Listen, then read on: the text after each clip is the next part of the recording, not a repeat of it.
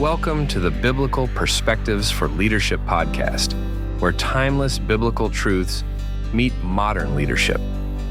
We are thrilled to have you join us on this journey of exploring how biblical principles can guide us in leading with wisdom, integrity, and purpose.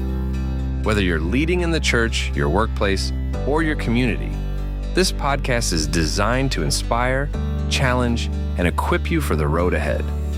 Let's dive into today's conversation and discover how Scripture shapes the way we lead. Welcome back to Biblical Perspective for Leadership.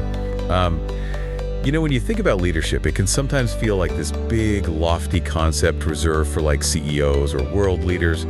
But today we're going to explore how the wisdom of the Bible can offer guidance for leadership in our everyday lives. Absolutely. And it's remarkable how these ancient stories, they speak to our challenges today, offering insights that can help us, navigate difficulties with grace and with resilience. Okay, so our deep dive today takes us into the story of Micah, chapter 7, verse 8. Yes. A passage that's packed with emotion and powerful imagery. What stood out to you when you first read this verse? Well, what struck me was just the raw honesty of Micah's words. He's speaking from a place of deep pain, facing enemies and experiencing immense hardship. But even in the midst of this darkness, he declares, "Rejoice not against me, O mine enemy.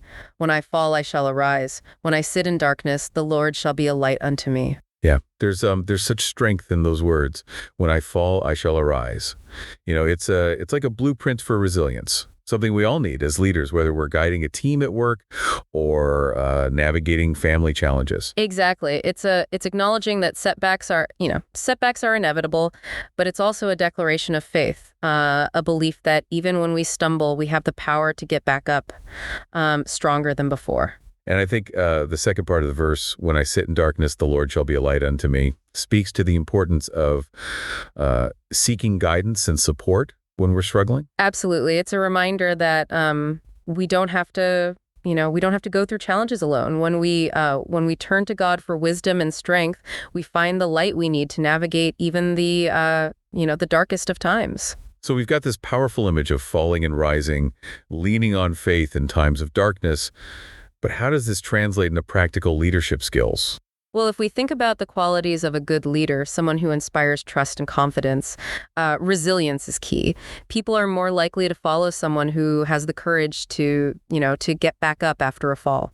It's about demonstrating that failure isn't the end. It's an opportunity to learn, to grow, and to come back even stronger. And that sense of hopefulness that Micah embodies in this verse is equally important. A leader who can see the light even in the midst of darkness is someone who can inspire others to keep going even when things get tough. It makes me think about another passage that speaks to this idea of overcoming adversity.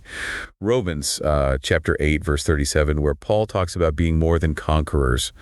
What do you think Paul meant by that phrase? That's a fascinating question. Often we think of conquering as simply overcoming an obstacle, but Paul seems to be suggesting something more. It's not just about winning the battle. It's about thriving in the aftermath. I love that. It's about turning challenges into opportunities for growth and transformation. Exactly. Think about Paul's own life. He faced persecution, imprisonment, and countless hardships. Yet he emerged from these trials with an even stronger faith and an unwavering determination to spread the gospel. His life was a testament to the idea that down is not our destiny, as the saying gives. Yes. And that's such a powerful message for leaders to embrace. We all face setbacks and challenges, but with faith and perseverance, we can rise above them and achieve extraordinary things. And what's interesting is that this idea of rising above challenges, of being the head and not the tail, as Deuteronomy chapter 28 puts it, is directly connected to the blessings that come with walking in God's will. So it's not just about achieving success for ourselves. It's about aligning our goals and ambitions with a higher purpose. Right. When we surrender our will to God's will, we tap into a source of wisdom and strength that allows us to lead with integrity, with compassion and effectiveness. It's like It's like we're given a roadmap for leadership, a set of principles that can guide us toward making decisions that not only benefit ourselves, but also those we lead. That's where the idea of walking in God's will come in. It's not just about following a set of rules. It's about developing a deep and an intimate relationship with God, seeking his guidance in every aspect of our lives. This reminds me of another passage that speaks to this idea of seeking God's guidance. Isaiah chapter 59, verse 19, where it says, "When the enemy shall come in like a flood, the Spirit of the Lord shall lift up a standard against him." That's such a vivid image, and it speaks to the power of relying on God in times of trouble. It's like having a mighty warrior fighting on our side, defending us against the forces that seek to overwhelm us. It's a reminder that we're not alone in our struggles. We have a powerful ally in God who is always there to protect and guide us. And that sense of security, that knowledge that we have divine support, can be incredibly empowering for leaders. It gives us the courage to face challenges head on, knowing that we're not fighting alone. So we've got resilience, faith in God's guidance, and the strength that comes from surrendering to his will. But there's one more element that I think is crucial for effective leadership. And that's joy. Ah, yes. Joy. That's where Psalm 37 verse 4 comes in, where it says, "Delight thyself also in the Lord, and he shall give thee the desires of thine heart." It's interesting because we often think of leadership as being about strength and determination. But this verse suggests that finding joy in God is equally important. Absolutely. When we truly delight in the Lord, our hearts are filled with gratitude and peace.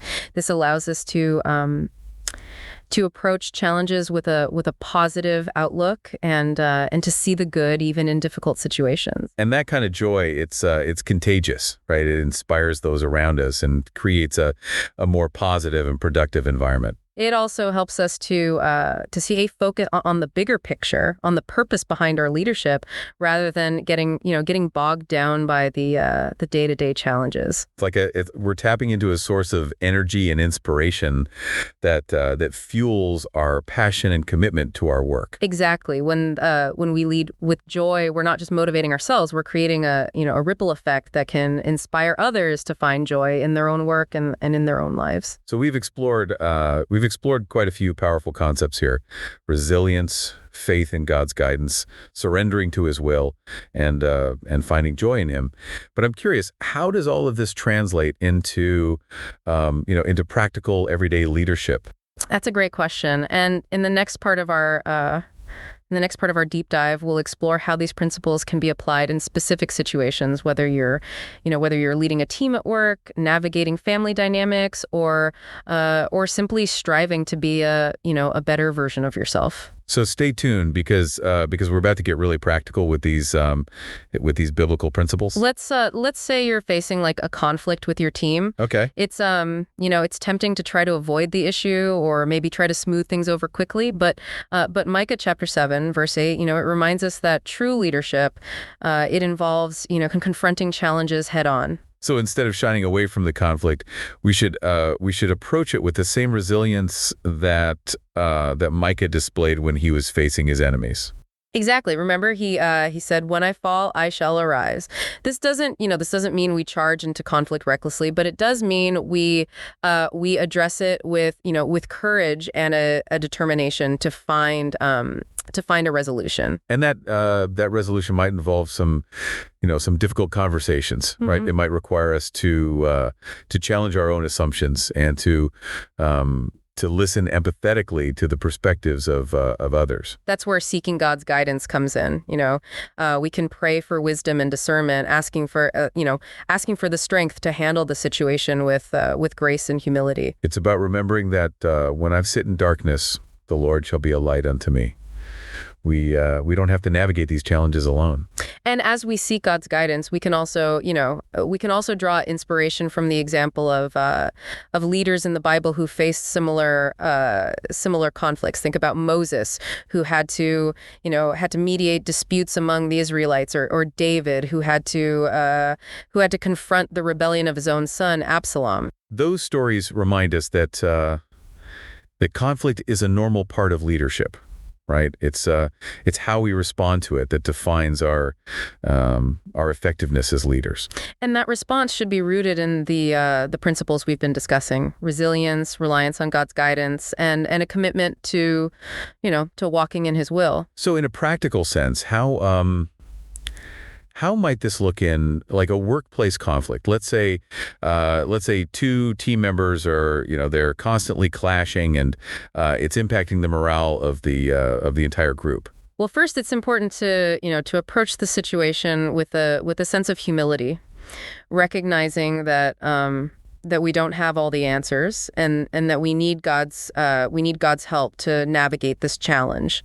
Okay, so then we might consider setting aside time to meet with each team member individually, Yeah. listening to their perspectives and trying to understand the root of the conflict. This requires, active listening, putting aside our own biases, and truly seeking to understand the other person's point of view. It's about creating a safe space where they feel heard and respected. And as we listen, we can also pray for God's guidance, asking Him to reveal any blind spots we might have, and to help us see the situation from His perspective. Okay, so then once we have a clearer understanding of the issues at play, we can bring the team members together for a mediated conversation. Yeah, and this conversation shouldn't be about placing blame or finding fault.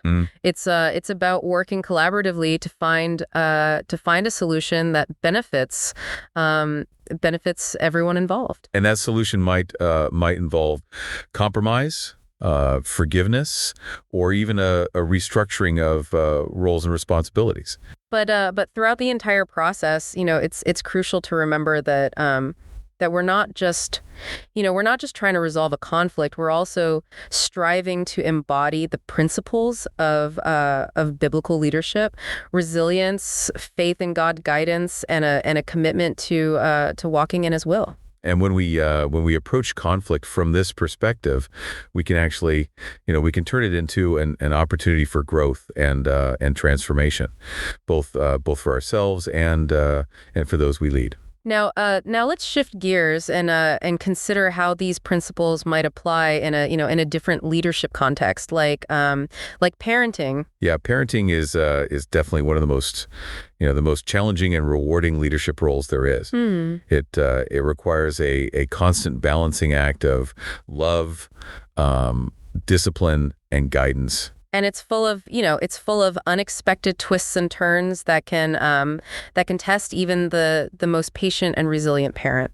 Yeah, but when we approach parenting through the lens of biblical leadership, we can find the strength and wisdom we need to navigate those challenges effectively. For example, let's say you're struggling with a child who's going through a rebellious phase. It's it's easy to feel overwhelmed and discouraged, wondering where you went wrong. Yeah.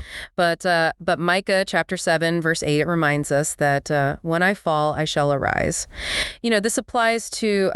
This applies to parenting as well. We're going to make mistakes. We're going to have moments where we feel like we've failed. Mm-hmm. But the key is to get back up, to keep loving and supporting our children even when they're pushing us away.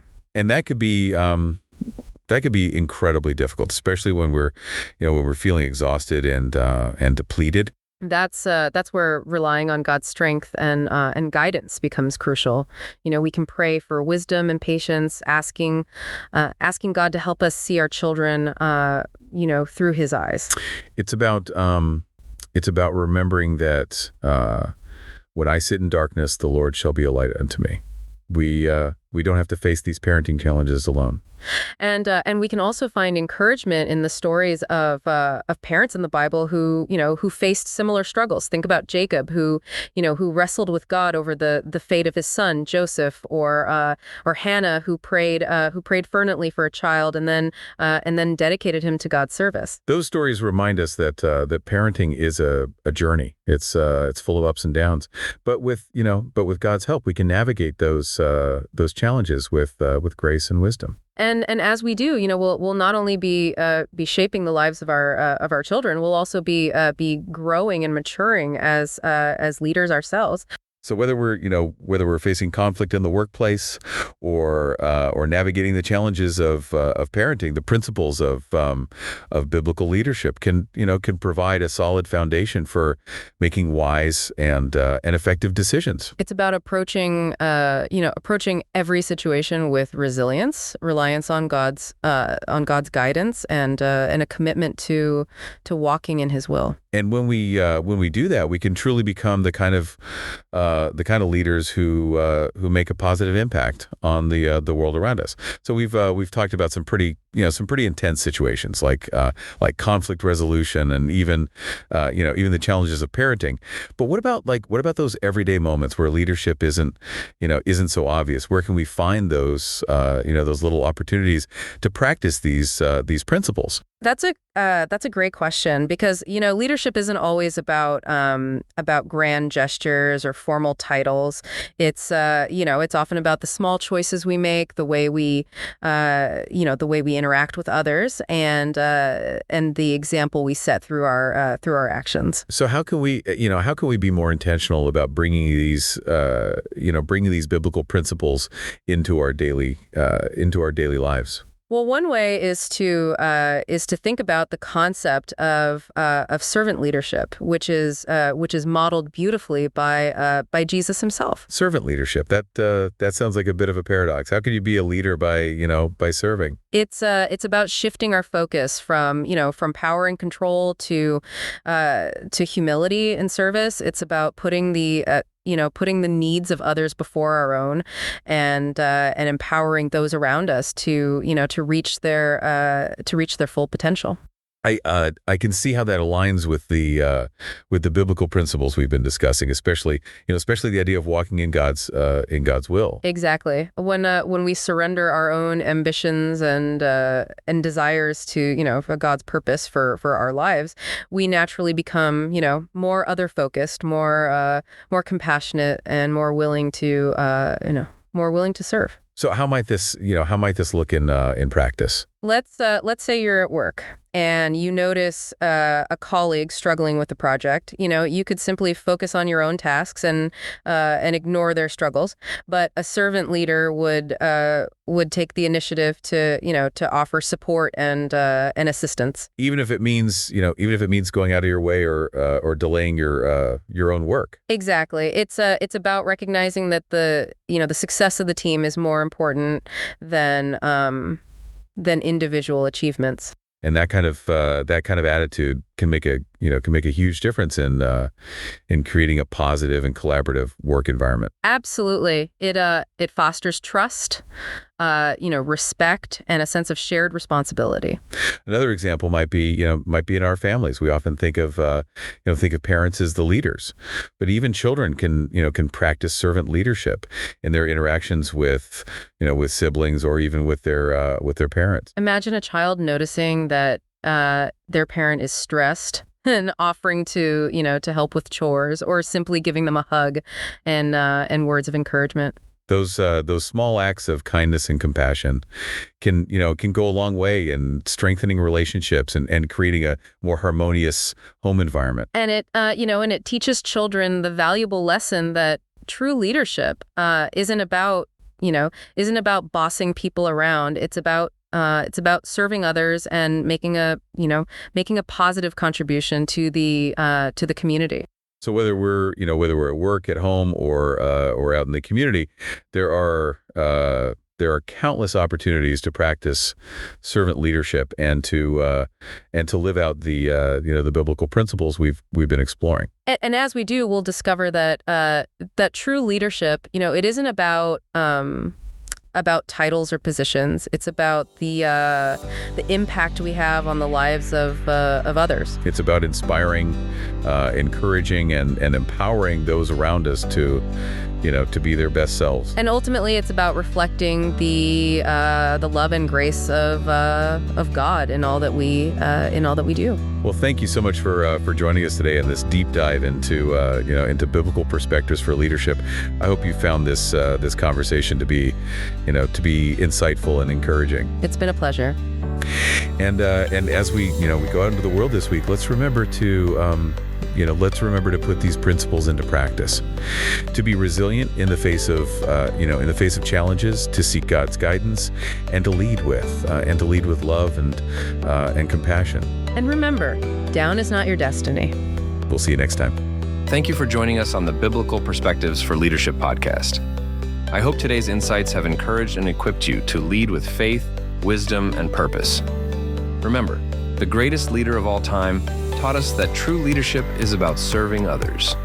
If you enjoyed this episode and podcast, be sure to subscribe, share it with others, and leave a review. It helps us reach more people with these transformative truths. Until next time, keep leading with grace and walking in purpose.